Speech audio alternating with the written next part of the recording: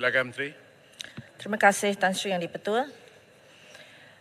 Kementerian Pendidikan Malaysia KPM sentiasa memberikan perhatian yang serius kepada isu keciciran pendidikan dalam kalangan anak-anak masyarakat orang asli yang berpunca daripada taraf hidup daif di pedalaman, kekurangan infrastruktur pendidikan dan kemudahan logistik yang sempurna.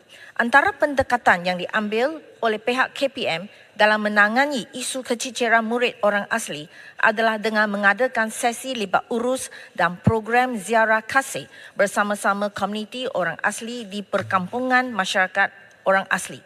KPM bekerjasama dengan pihak Jabatan Kemajuan Orang Asli JAKWA dan pertubuhan bukan kerajaan NGO dalam mengesan keberadaan kanak-kanak orang asli yang sepatutnya berada dalam sistem pendidikan tetapi tidak bersekolah. Program turun padang ini melibatkan pegawai KPM, JPN, PPD, sekolah, JAKWA dan NGO dengan matlamat utama memujuk, menjelaskan kepentingan pendidikan dan meyakinkan kepada komuniti orang asli bahawa anak-anak mereka berpotensi untuk cemerlang dalam bidang akademik maupun dalam bidang sukan. Pihak JAKWA pula akan membantu menyediakan kemudahan akses persekolahan, bantuan wang saku dan kemudahan pengangkutan murid ke sekolah terdekat. Selain itu, KPM juga telah melaksanakan program Jom Belajar iaitu program khas murid orang asli dan Cup Badui Sikula khusus untuk memberi akses pendidikan asas kepada kanak-kanak orang asli yang tinggal di kawasan pedalaman dan tidak pernah bersekolah. Sehingga Mei 2023, sejumlah 373 orang kanak-kanak orang asli telah berjaya dipujuk dan telah mula bersekolah di 15 buah sekolah di seluruh negara. Peluasan program sekolah model khas komprehensif 9, K9 juga merupakan strategi KPM dalam usaha menangani isu kehadiran murid orang asli yang tinggal jauh di pedalaman dan kawasan terpencil. Peluasan sekolah K9 pasti mampu mengurangkan kadar keciciran transisi murid dari tahun 6 ke tingkatan 1. Pada masa itu terdapat 8 buah sekolah orang asli yang melaksanakan program K9. KPM juga melaksanakan program sekolah model khas komprehensi 11, K11 iaitu sekolah yang menawarkan pendidikan selama 11 tahun dalam satu organisasi sekolah bawah KPM. Sekolah ini menawarkan pendidikan pada peringkat rendah 6 tahun, menengah rendah 3 tahun dan menengah atas 2 tahun dalam premis dan pentadbiran yang sama. Sebagai permulaan, bermula Mac 2023, KPM telah memulakan program rintis sekolah K11 di Sekolah Menengah Kebangsaan SMK RPS Betau, Pahang bagi murid orang asli dan SMK Long Bedian, Sarawak bagi murid pribumi di pedalaman. KPM juga menyediakan program kelas dewasa ibu bapa orang asli dan pribumi Kedah yang bertujuan untuk memberi kesedaran tentang kepentingan pendidikan sepanjang hayat dan memotivasi anak hadir ke sekolah, seterusnya mengurangkan kadar keciciran murid orang asli. Jumlah ibu bapa yang terlibat dalam program Kedah adalah sebanyak 1,785 orang yang melibatkan 69 buah sekolah. Murid orang asli juga menerima semua jenis bantuan umum oleh KPM dan menerima bantuan khusus jika memenuhi syarat dan kriteria yang ditetapkan. KPM sentiasa komited dalam usaha menangani isu keciciran pendidikan dalam kalangan anak-anak masyarakat orang asli dan memastikan hak setiap kanak-kanak di negara ini untuk mendapat akses pendidikan yang berkualiti diberi keutamaan. Sekian, terima kasih. Baik, saya jemput Goreng. Terima kasih kepada Timbalan Menteri yang memberikan jawapan berkenaan dengan usaha-usaha kerajaan untuk memastikan kadar keciciran di kalangan masyarakat orang asli adalah rendah. Namun saya ingin bertanya kepada pihak kementerian bahawanya dalam kerajaan kini berusaha untuk memastikan pendidikan wajib sehingga ke sekolah menengah adalah jadi cabaran besar untuk masyarakat orang asli dalam memastikan ibu bapa menghantar anak-anak ke sekolah menengah sebab ada beberapa isu yang paling ketara, antaranya adalah sekolah-sekolah yang mereka nak sambung ke sekolah menengah adalah jauh dari segi pengangkutan. Lepas tu ada tempat-tempat asrama yang memang tidak kondusif yang sesuai untuk masyarakat orang asli, dan itu menyebabkan masalah mereka mengalami kadar keciciran yang berterusan. Dan kalau kita nak jalankan pendidikan wajib dan sekarang masalah ini tak diatasi, saya memang khawatir masalah ini akan berterusan.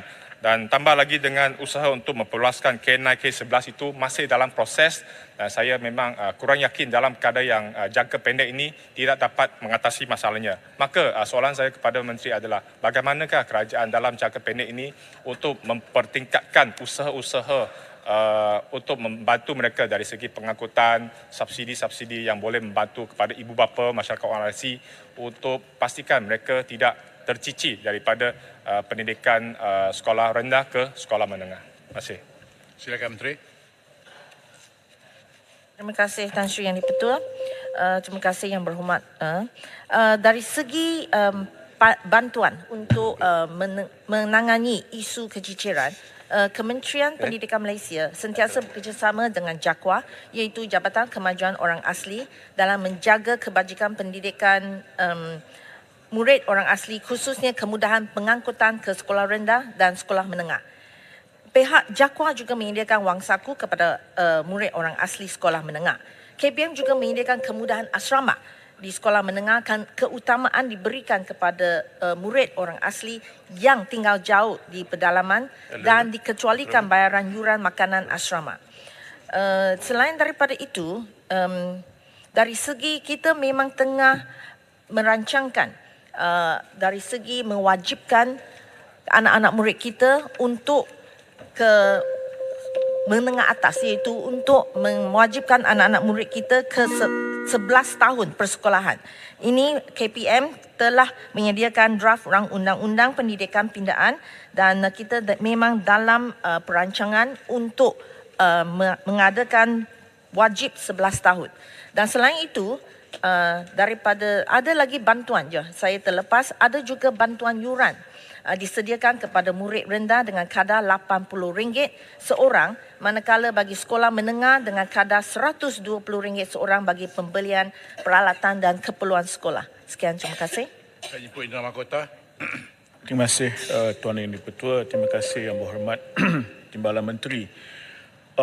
Saya nak bertanya, kedudukannya begini, murid-murid orang asli ni sekurang-kurangnya dia terbagi kepada dua kumpulan. Kumpulan yang pertama, dia membentuk angka yang besar di sesebuah sekolah. Ada setengah sekolah tu dia memang majoriti pun. Ada setengah-setengah sekolah dia sangat minoriti. Saya paraphrase. Adakah kementerian ada kajian tentang prestasi kecemerlangan dan juga masalah keciciran? Apabila dia berada di majoriti atau dia ramai, nampak macam prestasi dia baik. Bahkan ada sekolah di daerah Temeloh tu, dia jadi sekolah kluster, sekolah kebangsaan. Sangat baik.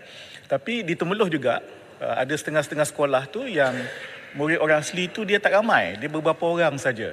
Dan di situ masalah keciciran tu nampak macam besar. Tapi itu pemerhatian saya semasa saya jadi ahli Parlimen Temeloh, tapi mungkin ada data yang lebih lengkap di pihak kementerian.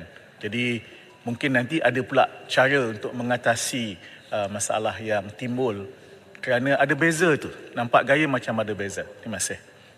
Sila Menteri.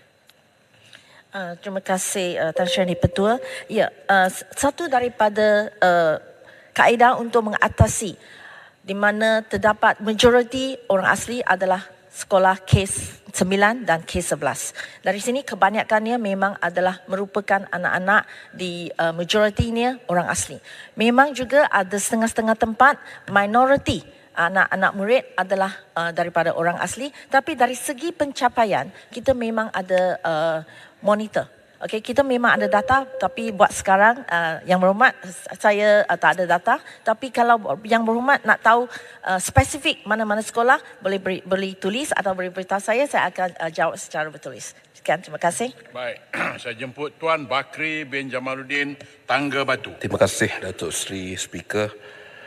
Saya pakai baju batik ini adalah hasil kraft tangan daripada Pemberkasaan Usahawan Veteran Angkatan Tentera Malaysia. Soalan saya nombor 8.